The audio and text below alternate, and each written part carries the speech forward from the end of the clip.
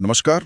आज हम एक अहम मुद्दे पर बात कर रहे हैं, भारत और जापान के रिश्ते और इनमें जो एक नया मोड़ आया है। हाँ बिल्कुल। हाल ही में प्रधानमंत्री मोदी की जापान यात्रा हुई 29-30 अगस्त को। और हमारे पास जो जानकारी है, मतलब जो विश्लेषण सामने आ रहा है, जैसे कि भारत जापान संबंध एक रणनीतिक दशक की शुरुआत, हाँ वो ये इशारा कर रहा है कि ये सिर्फ एक, आप कह सकते हैं, रूटीन मुलाकात नहीं थी। ये शायद आने वाले 10 साल के लिए एक बड़े विजन की नींव रख सकती है। सही कहा, लगता तो यही है। तो आज हम इसी यात्रा की थोड़ी गहराई में जाएंगे। मतलब क्या बड़े समझौते हुए, कौन से वादे किए गए, और सबसे जरूरी, भारत और जापान के भविष्य के लिए इसके मायने क्या हैं। हाँ, ये समझना बहुत जरूरी है। जापान के साथ हमारे रिश्ते तो हमेशा से मजबूत रहे, पर इस बार कुछ अलग होने की बात क्यों कही जा रही है। चलिए पता लगाते हैं कि क्या ये वाकई एक नए रणनीतिक दौर की शुरुआत है। बिल्कुल। वार्षिक शिखर वार्ता के लिए टोक्यो पहुंचे। वहां जापानी प्रधानमंत्री शिगेरू इशिबा से उनकी मुलाकात हुई। माहौल काफी गर्मजोशी भरा था ना। हाँ बिल्कुल, तस्वीरें तो यही बता रही थीं। दोनों नेताओं ने टोक्यो से सेंडाई तक शिंकानसेन बुलेट ट्रेन में साथ सफर भी किया। हाँ, और वो सेमीकंडक्टर प्लांट और शिंकानसेन सुविधाओं का दौरा। हाँ वो भी। और टोक्यो स्काई ट्री को भारतीय झंडे के रंगों में रोशन करना भी एक अच्छा प्रतीकात्मक कदम था। लेकिन आप कह रही हैं कि ये सिर्फ प्रतीकात्मक चीजें नहीं थीं। नहीं, बिल्कुल नहीं। इन मुलाकातों के पीछे असल में लगभग 1 दर्जन से ज्यादा, शायद 12-13 ठोस समझौते हुए हैं। अच्छा, किस तरह के समझौते। ये समझौते भविष्य की तकनीक, अर्थव्यवस्था और सुरक्षा पर केंद्रित हैं। ये दिखाता है कि दोनों देश अब किस स्तर की, कितनी गहरी साझेदारी की तरफ बढ़ रहे हैं। अच्छा, तो भारत के लिहाज से देखें तो सबसे बड़ी बात क्या निकल कर आई इस यात्रा से। सुनने में आया है कि निवेश का कोई बड़ा ऐलान हुआ है। हाँ, वो शायद सबसे ज्यादा चर्चा में है। जापान ने अगले 10 सालों में भारत में 10 ट्रिलियन येन, 10 ट्रिलियन येन। हाँ यानी कि लगभग 67-68 बिलियन अमेरिकी डॉलर के निवेश का लक्ष्य रखा है। ये तो बहुत बहुत बड़ी रकम है ना? और अगर ये निवेश सही दिशा में जाता है, सही प्रोजेक्ट्स में लगता है, तो भारत के इंफ्रास्ट्रक्चर और इंडस्ट्री को जबरदस्त रफ्तार मिल सकती है। लेकिन बात सिर्फ पैसे की नहीं है। ये एक संकेत है, एक मजबूत संकेत कि जापान भारत की विकास कहानी में एक लंबी अवधि का एक भरोसेमंद पार्टनर बनने को तैयार है। बिल्कुल। और पैसे के अलावा तकनीक और इंफ्रास्ट्रक्चर के मोर्चे पे क्या खास रहा। बुलेट ट्रेन की बात तो काफी समय से चल रही है। सही कहा आपने।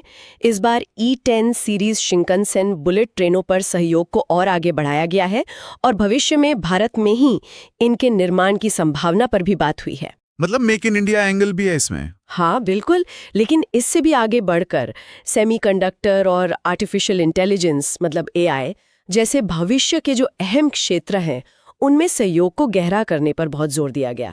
प्रधानमंत्री मोदी ने सेमीकंडक्टर प्लांट का दौरा भी किया, वो इसीलिए। हाँ, और इसी से जुड़ा शायद वो इकोनॉमिक सिक्योरिटी इनिशिएटिव है जिसके बारे में सुनने में आया।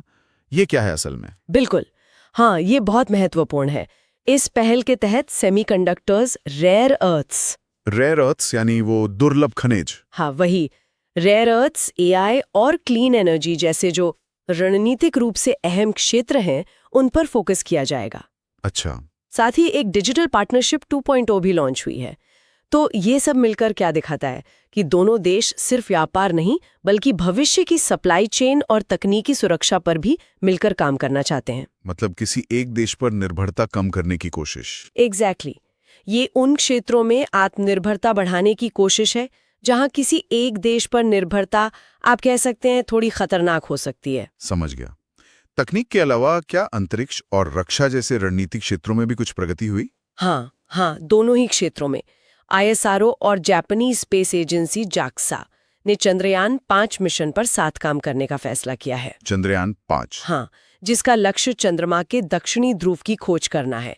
ये एक बड़ी बात है। बिल्कुल। और रक्षा में, रक्षा के मोर्चे पर सुरक्षा सहयोग पर एक ताज़ा संयुक्त घोषणा हुई है।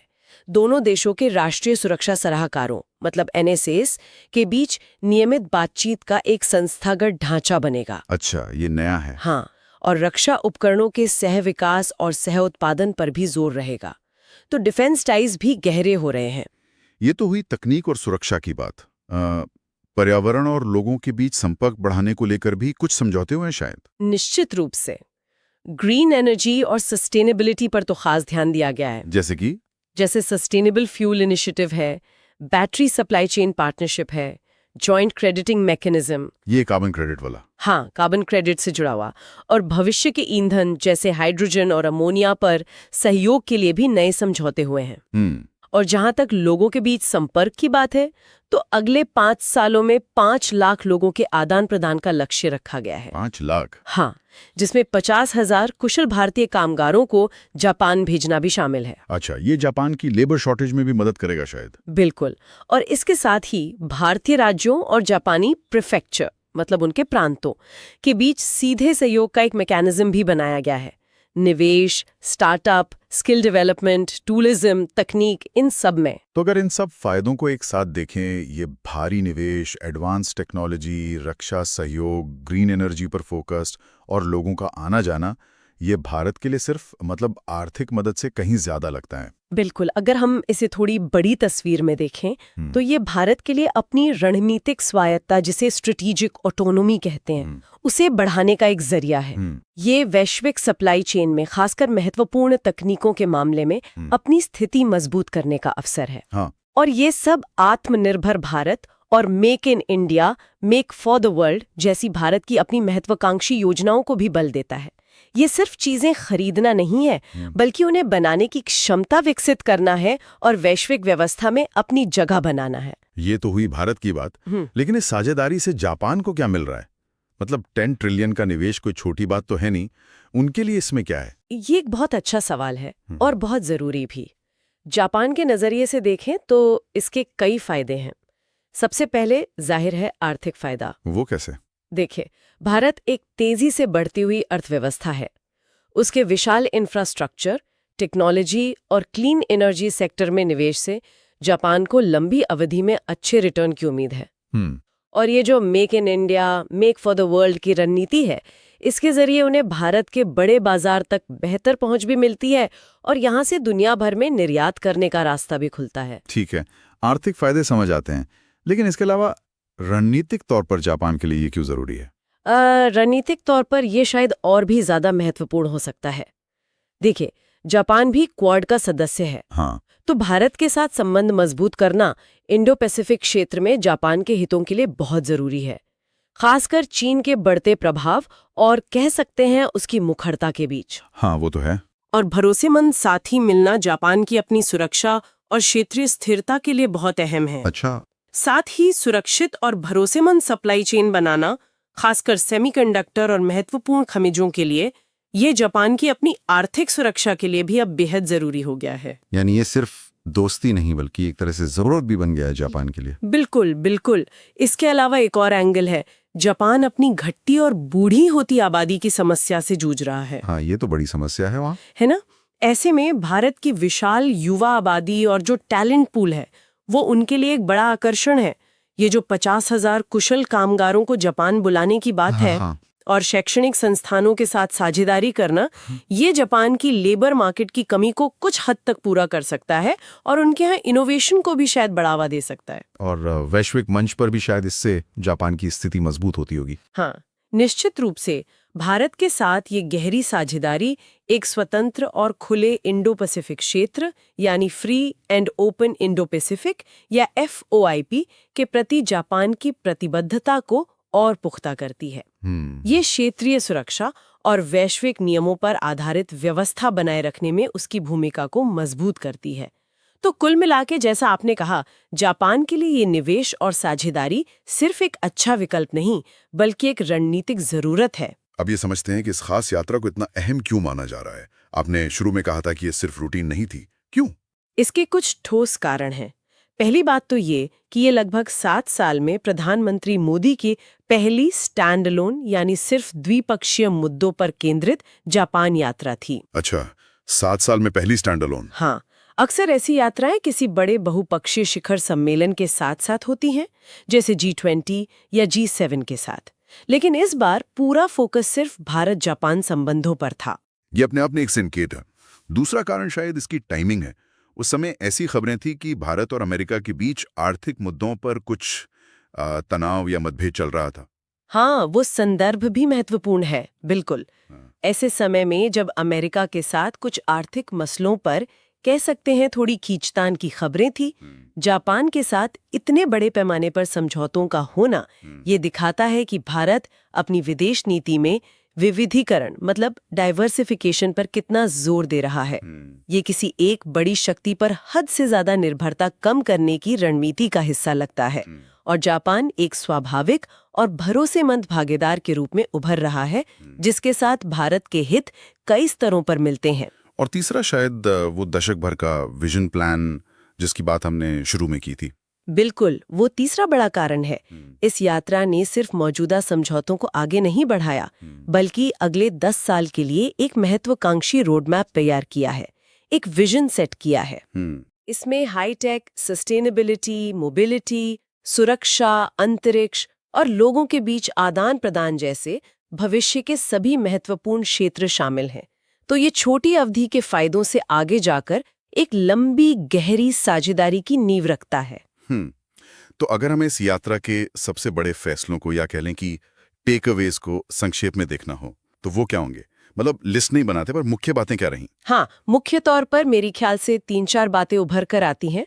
पहला, वो $10 ट्रिलियन का विशाल निवेश लक्ष्य जो आर्थिक संबंधों को एक नई ऊंचाई पर ले जाने का इरादा दिखाता है। ठीक है। दूसरा, वो इकोनॉमिक सिक्योरिटी इनिशिएटिव और डिजिटल पार्टनरशिप 2.0 ये भविष्य की तकनीक और सप्लाई चेन सुरक्षा पर केंद्रित है। ये बहुत अहम है। तीसरा, रक्षा और अंतरिक्ष जैसे रणनीतिक क्षेत्रों में सहयोग का गहरा होना, जिसमें वो NSA स्तर की बातचीत और चंद्रयान 5 जैसी पहल शामिल है। हाँ। और चौथा, ग्रीन एनर्जी और मानव संसाधन पर नया फोकस जो सस्टेनेबल विकास और दोनों देशों के लोगों को और करीब लाने का काम करेगा। तो ये सब मिलकर एक बहुत व्यापक और महत्वाकांक्षी एजेंडा बनाते हैं। तो ये सब भारत के लिए क्या मायने रखता है? भविष्य पे इसका क्या असर दिख सकता है अगर ये सब योजनाएं सही से लागू होती हैं तो? इसके दूरगामी परिणाम हो सकते हैं। बिल्कुल, सबसे पहले तो जाहिर है आर्थिक तेजी।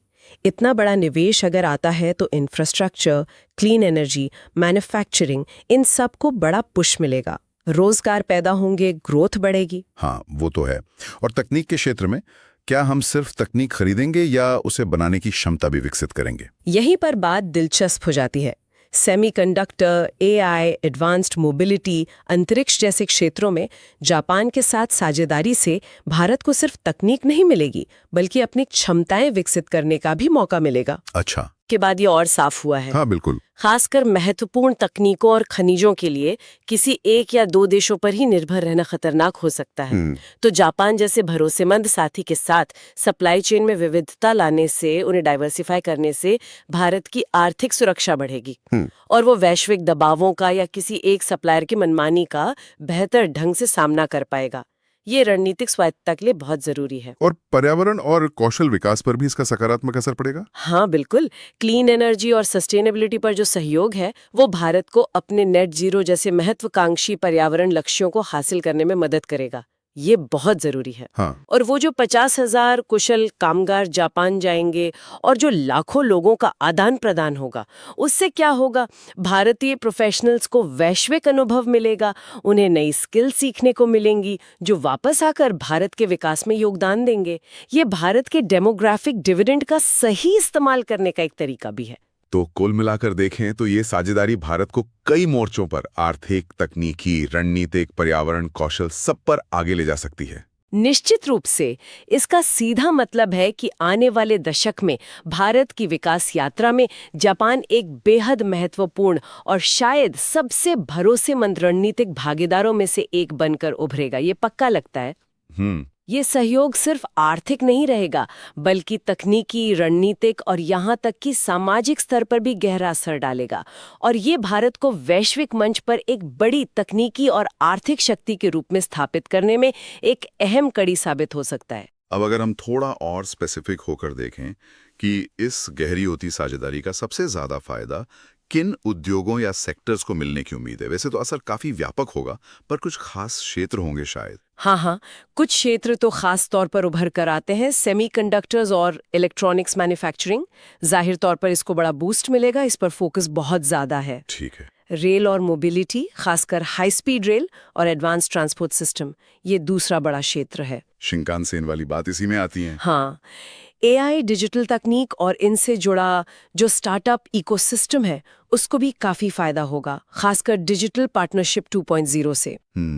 रक्षा उत्पादन और एरोस्पेस में भी नई संभावनाएं खुलेंगी, जैसा कि चंद्रयान 5 की साझेदारी से पता चलता है, और डिफेंस को प्रोडक्शन की बात से भी। और क्लीन एनर्जी। हाँ, क्लीन एनर्जी तो बहुत बड़ा फोकस एरिया है, खासकर हाइड्रोजन, बैटरी टेक्नोलॉजी और रिन्यूएबल एनर्जी। इसमें निवेश और तकनीक दोनों आने की उम्मीद है। और छोटे उद्योगों का क्या, एसएमईज? हाँ, ये भी एक महत्वपूर्ण बिंदु है। छोटे और मध्यम उद्यमों, एसएमईज और स्टार्टअप्स के लिए भी जापान के साथ जुड़ने के नए अवसर बन सकते हैं, खासकर अगर वो राज्य प्रीफेक्चर वाली पार्टनरशिप ठीक से काम करती है। तो ये सिर्फ बड़ी कंपनियों या सरकारों के बीच का मामला नहीं है, इसका असर जमीनी स्तर पर भी दिख सकता है, अगर सही से किया जाए तो। उम्मीद तो यही है। देखिए, पोटेंशियल तो बहुत है। अगर राज्य प्रीफेक्चर पार्टनरशिप सही से काम करती है और एसएमईज के लिए रास्ते खुलते हैं, उन्हें सही सपोर्ट मिलता है, तो इसका फायदा ज्यादा व्यापक हो सकता है। तो कुल मिलाकर देखें, प्रधानमंत्री मोदी की ये जापान यात्रा महज एक और विदेश दौरा नहीं थी। ऐसा लगता है कि ये भारत जापान संबंधों में एक नए और शायद परिवर्तनकारी अध्याय की शुरुआत है। हाँ, कह सकते हैं। ये एक ऐसी साझेदारी की नींव रखती है जो सिर्फ आज की जरूरतों पर नहीं, बल्कि भविष्य के बड़े स्तंभों, निवेश, अत्याधुनिक तकनीक, सुरक्षा, सस्टेनेबिलिटी और मानव पूंजी, इन सब पर टिकी है। ऐसा लगता है कि ये दोनों देश मिलकर आने वाले वैश्विक युग में अपने रिश्तों को एक नई परिभाषा देने की कोशिश कर रहे हैं। बिल्कुल। और अंत में एक विचार जो शायद सोचने पर मजबूर करता है। जैसे जैसे भारत और जापान की ये साझेदारी गहरी हो रही है, खासकर तकनीक और रणनीतिक क्षेत्रों में, हाँ। क्या हम भविष्य में इन दोनों देशों को मिलकर एशिया और इंडो पैसिफिक क्षेत्र की भू राजनीति और तकनीकी दिशा को, मतलब उसके नक्शे को, एक नया आकार देते हुए देखेंगे? ये दिलचस्प सवाल है। और क्या ये चीन जैसे देशों पर आर्थिक और तकनीकी निर्भरता कम करने का एक प्रभावी और स्थायी मॉडल बन सकता है? न सिर्फ इन दोनों के लिए, बल्कि शायद क्षेत्र के दूसरे देशों के लिए भी एक उदाहरण। ये वाकई देखने वाली बात होगी। हाँ, ये कहानी अगले कुछ सालों में कैसे विकसित होती है, ये देखना वाकई दिलचस्प होगा।